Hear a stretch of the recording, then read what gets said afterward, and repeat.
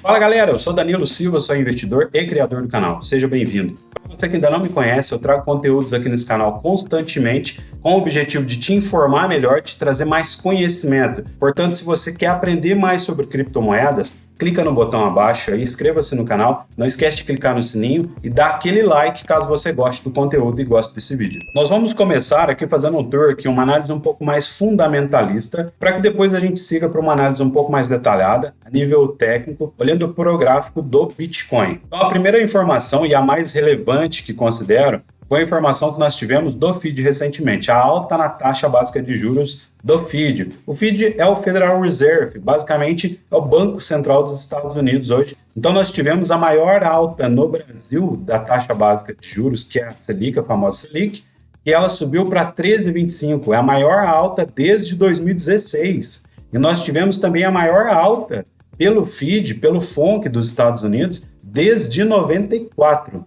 Então pensa, esse é o peso, essa é a relevância hoje, e isso pode gerar um impacto muito grande para o mercado, principalmente de renda variável. Só que agora que a gente já conhece essas comissões, a gente precisa entender por que elas intervêm hoje na taxa básica das nações, né? No caso dos Estados Unidos e do Brasil. Bom, hoje o seu propósito é controlar a inflação. Se a inflação estiver muito alta, então ela entra, aumenta a taxa de juros, porque isso tende a controlar a inflação, a reduzir a inflação. Então agora que você já entendeu o propósito e como funcionam essas comissões, a gente precisa entender também o que gera a alta inflação dentro de uma nação ou a nível mundial. Eu vou falar aqui exemplificadamente um pouquinho sobre o Brasil, porque nós vamos poder replicar o que acontece no Brasil para o cenário mundial. Tem bastante similaridade quando a gente fala de alta inflação. Principalmente no momento agora que nós estamos vivendo cenários de guerra, guerra contra um vírus, guerra de nações e outros mais. Dois fatores que eu considero extremamente relevantes hoje, que no Brasil eleva a taxa básica de juros, a nossa famosa Selic, é basicamente o aumento na oferta hoje da base monetária. Ou seja, o que eu quero dizer com isso? Você aumenta a circulação de dinheiro dentro do nosso país, isso faz com que o seu dinheiro passe a ter menos valor, já que tem um giro muito alto de dinheiro no nosso país, na mão das pessoas, e isso faz com que naturalmente o produto fique mais caro. Então o seu dinheiro passa a ser desvalorizado, você perde poder de compra. O segundo fator que a gente tem também é na precificação das commodities. O que eu quero dizer com isso? Por exemplo, barril de petróleo, cada vez mais ele está mais caro. E qual é o impacto que a gente tem nisso? A gente tem impacto diretamente no preço de combustível. E por que eu estou fazendo essa relação? Porque o combustível hoje tem como derivativo o petróleo. Então, se o petróleo fica caro, o combustível fica caro. Só que se a gente olhar para o Brasil, grande parte hoje do transporte é feito via terrestre e depende de combustível que tem como derivativo o petróleo. Então, se o petróleo sobe, sobe o frete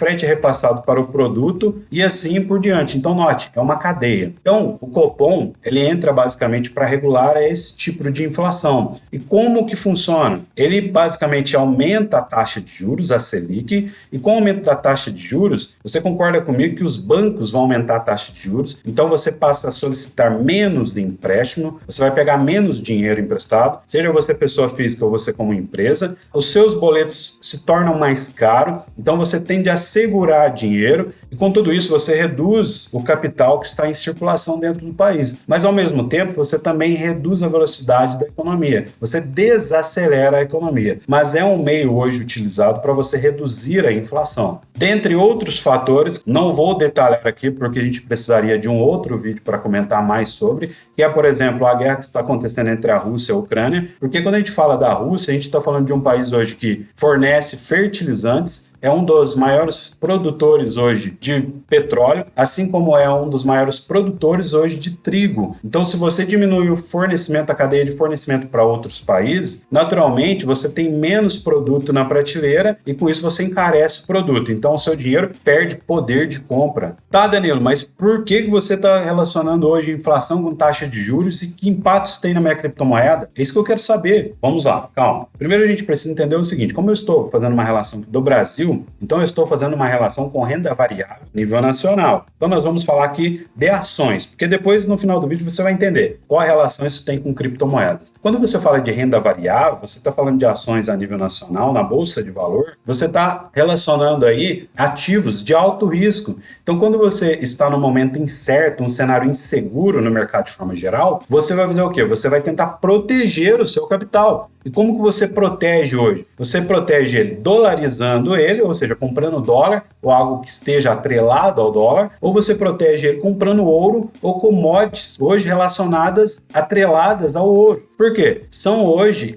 o ouro e o dólar, no caso do dólar, é uma moeda hoje mais estável. Então é uma moeda mais segura para você deixar o seu capital. Então por isso que hoje eu faço até a relação, quando o dólar sobe, a criptomoeda cai, quando a criptomoeda sobe, o dólar está caindo. Normalmente é a relação que acontece. Nem sempre naquele exato momento isso vai acontecer, mas normalmente é o que acontece. Ah, Danilo, mas eu ainda não entendi. Tá bom, eu vou te explicar. Quando você está muito exposto ao risco e você está inseguro, então você vai tentar proteger o seu capital, assim como eu acabei de falar, ok? O mesmo vale para criptomoeda. Por que eu relacionei renda variável da Bolsa de Valor, hoje ativos, ações, com renda variável? Hoje eu considero que os dois são parecidos no momento. Porque até o momento, historicamente falando, as criptomoedas ainda não é um porto seguro, ela ainda não é uma reserva de valor, ou seja, os investidores ainda não utilizam do Bitcoin para proteger o seu capital, correto? Então quando você desacelera a economia, você está aumentando o risco de renda variável, já que os ativos hoje de renda variável estão atrelados a uma empresa. É uma empresa hoje que gera o valor daquele ativo. Por exemplo, vou te dar um exemplo aí, Magazine Luiza.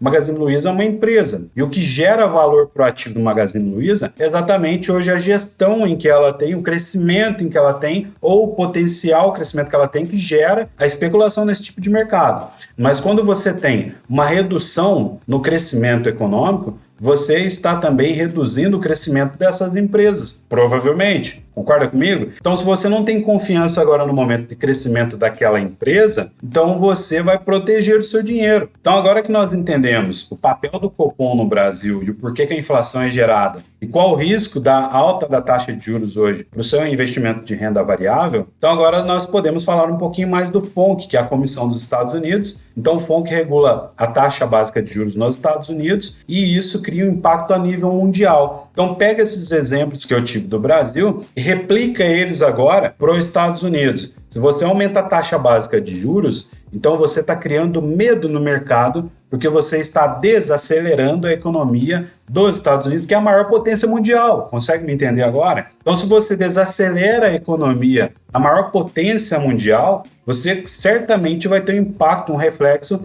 em toda a renda variável, em todo investimento a nível mundial. Só que no primeiro instante, você deve ter percebido que o aumento da taxa dos Estados Unidos não impactou de cara nas criptomoedas. Por que não houve impacto nas criptomoedas de cara, com o aumento ali, quando foi oficializado o aumento para 0,75 da taxa básica de juros dos Estados Unidos? Bom, porque aquele valor já era esperado pelo mercado, então não surpreendeu o mercado que aquela taxa de juros aumentasse para 0,75, o que cria o sentimento de medo no mercado de finanças hoje, de investimento dos investidores, é que o presidente do Banco Central dos Estados Unidos deixou claro que esse aumento ainda vai acontecer até o final do ano. E isso é o que preocupa, porque lembra a relação que eu fiz? Você vai desacelerar ainda mais o crescimento econômico, o que gera ainda exposição a riscos maiores ainda para quem investe em renda variável, seja criptomoedas ou ativos da Bolsa de Valor, hoje a nível mundial, a nacional, enfim. Agora vocês vão entender aí também uma publicação que nós tivemos na U Today,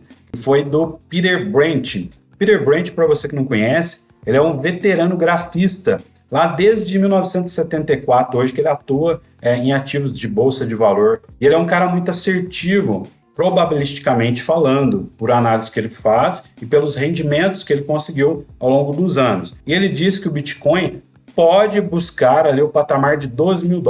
E o cenário que a gente está vivendo agora, com o possível aumento da taxa básica de juros dos Estados Unidos, isso pode criar agora no mercado o que é conhecido como capitulação. Para você que não sabe o que é capitulação, é um momento onde os players, os grandes players e todos os traders do mercado desistem da sua posição, eles desacreditam no aumento daquele determinado ativo. Estamos falando aqui do Bitcoin. Eles desacreditam e desfazem da sua posição. Então você tem venda do criptoativo em massa, você tem um sangramento excessivo do gráfico. Então isso pode fazer com que o preço do Bitcoin venha buscar ali patamar de 12 mil dólares. Isso é o que eu queria passar de análise fundamentalista para você poder entender um pouco mais sobre o mercado. Claro, tem muitos outros fatores mais que influenciam e que impactam no mercado no todo. Agora, pessoal, vamos para a análise técnica e vamos tentar conciliar o momento que a gente está agora e para onde a gente tem de ir. Bom, pessoal, agora vamos para a minha tela aqui. Vamos analisar tecnicamente falando aqui o gráfico do Bitcoin. Primeiro, é importante dizer qual é a plataforma que eu utilizo e qual gráfico eu estou utilizando nessa plataforma. Eu estou utilizando o gráfico do Bitcoin, que é o BLX, porque é o gráfico hoje que os analistas e investidores consideram o gráfico mais confiável, pelo tempo que ele tem, ou seja, é um gráfico mais antigo hoje dentro do TradingView, e é um gráfico hoje que representa ali o preço hoje mais confiável, ok? Então esse é um ponto muito importante. A plataforma hoje é o TradingView. Eu tracei aqui eu já deixei traçados algumas linhas que deixo salvo aqui, olhando para o histórico do Bitcoin, em áreas, em regiões que considero ali os suportes mais fortes e as resistências também mais fortes, que se rompidas, se sinais forem dados de rompimento nessas regiões, nós podemos entender um pouco mais da direção para onde o Bitcoin vai caminhar. Note aqui também que eu tenho duas linhas traçadas aqui, que é a linha amarela e tem essa linha branca. Basicamente, isso aqui são indicadores de média móvel. A linha branca é a que eu considero mais relevante nesse momento e que ela agora é o que está sendo analisada cuidadosamente por vários dos analistas técnicos aí ao redor do mundo. Por quê? Porque esse indicador aqui é a média móvel de 200 períodos semanal. Olhando para o histórico do Bitcoin desde 2014 para cá, ela tem sido o suporte mais forte do Bitcoin, ou seja, mesmo em momentos de recessão em que o gráfico do Bitcoin, o preço do Bitcoin sangra muito, ele vem testar essa região, esse suporte de 200 períodos semanal, e ele faz uma retomada e o mercado sobe novamente. E se a gente observar aqui agora, o gráfico do Bitcoin está exatamente nessa linha, ele está um pouco abaixo dessa linha. Se a gente observar aqui, vamos entender aqui o quanto abaixo ele está. Se a gente pegar da linha até o preço que ele está agora, ele está a mais ou menos 16% abaixo dessa linha. E se a gente olhar para o histórico do Bitcoin, o máximo que ele chegou abaixo dessa linha, desse suporte de 200 período, foi de 50%. Ou seja, o preço caiu e perdeu 50% desse suporte, depois fez a retomada. Então, sempre que ele perdia esse suporte, ele perdia entre 10% e 50%, ok? Por isso é uma linha extremamente importante, é um indicador extremamente importante, considerando o histórico do Bitcoin. Agora, nada é garantido para o futuro, não quer dizer que o que aconteceu no passado vai ser uma repetição do futuro. Mas hoje, quando a gente fala de análise técnica gráfica, a gente observa padrões gráficos. Isso ajuda a gente a tomar decisões hoje de se posicionar no mercado, cruzando com informações também fundamentalistas. Então eu utilizo aqui também o indicador de 8 períodos semanal e utilizo também aqui o RSI. O RSI eu posso explicar depois de forma um pouco mais aprofundada, caso você queira, para a gente não estender muito mais esse vídeo aqui. Então só para vocês entenderem o que eu estou falando aqui, para confirmar o que eu estou falando, se a gente voltar no histórico do Bitcoin, note que aqui, em abril de 2020, o preço do Bitcoin veio testar essa linha de 200 períodos semanal. Ele testou aqui também em 2019. Ele veio testar aqui também em 2017. Entre 2015 e 2016 ele veio testar aqui de novo. Note que ele sempre perde um pouquinho desse suporte. Se a gente pegar aqui, por exemplo, esse momento do suporte, que é a linha de 200 semanal, a média móvel de 200 semanal, ele perdeu aqui 22% desse suporte. Então note que isso aqui comprova para você que historicamente é onde o preço do Bitcoin normalmente vem testar, mesmo em períodos de recessão, e ele sobe. E segundo Peter Brandt, que hoje é um grafista veterano, diz que o Bitcoin vai buscar provavelmente a região de 12 mil. E aí você vai entender aqui o porquê ele falou isso.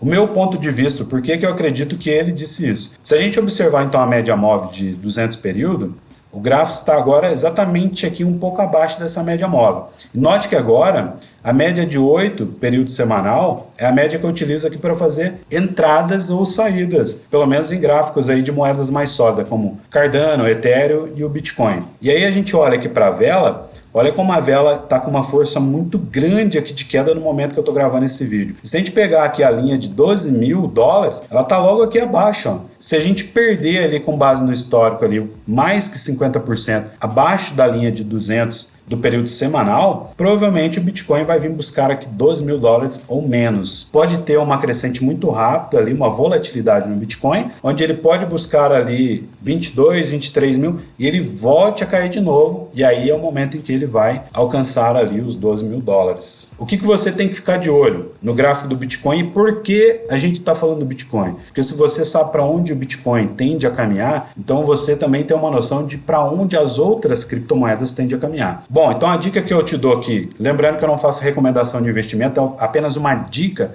de análise gráfica, é você observar aqui, pelo menos aqui pelo gráfico diário ou semanal, observar aqui as próximas velas. Note que essa vela, que é o tamanho dessa vela vermelha que a gente tem aqui agora. Para a gente ter um cenário de retomada, a gente precisaria ter aqui, por exemplo, claro que existem outras maneiras de você enxergar esse sinal, mas graficamente falando, você precisaria de uma outra vela aqui agora nascendo, uma outra vela verde, que sobrepõe essa vela vermelha, que é o chamado engolfo. Ou seja, essa vela verde, ela engole essa vela vermelha. Isso é um típico cenário de retomada do mercado. Ou essa vela aqui, antes do fechamento dela, cria um pavio muito grande aqui, formando aqui uma espécie de martelo. Imagina que você está vendo um martelo ali mesmo. Isso é um forte indicativo de que a força compradora está sendo mais forte, mas para que você faça uma entrada e tenha confirmação, você teria que ter próximas velas sobrepondo essa vela. Ela teria que estar acima dessa vela vermelha, mas velas verdes fechadas com o corpo inteiro, sem pavis, entende? Porque isso mostra pra gente que o mercado está comprando com força. E isso sim seria um indicativo forte de retomada do mercado. O que eu acredito particularmente que não deva acontecer agora. Fala pessoal, vamos fazer um resumão aqui então? Com base na análise que a gente fez fundamentalista e análise técnica, o que eu tiro de conclusão? Lembrando, essa conclusão é minha e eu espero poder te ajudar do meu ponto de vista. Pelo cenário hoje econômico, a gente vê a nível mundial, com a elevação da taxa de juros já confirmada, o mercado está pessimista. O que eu quero dizer com isso? Como o Bitcoin ainda não é uma moeda de reserva, ou seja, não é uma moeda de proteção para o seu capital, os investidores hoje tendem a não ficar tanto exposto ao risco nesse momento, pensando que pode cair muito mais o preço, pensando que pode haver ainda uma capitulação no mercado de criptomoedas, onde os grandes players, os grandes traders do mercado desistem das suas posições hoje no mercado. E aí há um sangramento em massa, há uma venda em massa dos investidores hoje a nível mundial. Ou seja, a gente percebe então um cenário de pessimismo conciliando a análise fundamentalista e confirmando isso no gráfico, que a gente vê uma barra muito forte de venda. Então é muito provável, probabilisticamente falando, que o Bitcoin vá buscar a região de 12 mil dólares. Agora, muito cuidado para você que quer se posicionar. A minha dica hoje é muita atenção a se posicionar em qualquer criptomoeda que você for entrar, já que o Bitcoin hoje é o que puxa os outros criptoativos. Então, muito cuidado, porque esse momento agora é o momento em que pode haver manipulação no mercado por parte dos grandes players e ele pode liquidar com muita gente agora que aposta principalmente alavancado em mercados futuros. Para você hoje que não investe em Bitcoin, é o momento de você estudar outros criptoativos hoje que têm fundamento, que têm utilidade e que estão conseguindo se manter agora nessa crise. Se eles tiverem fundo suficiente por conta do projeto em que eles têm hoje de se autossustentar nesse momento de crise, é muito provável que você consiga fazer grandes multiplicações aí no momento de retomada do Bitcoin. Pessoal, por hoje é isso. Eu espero muito ter te ajudado. Um forte abraço e valeu!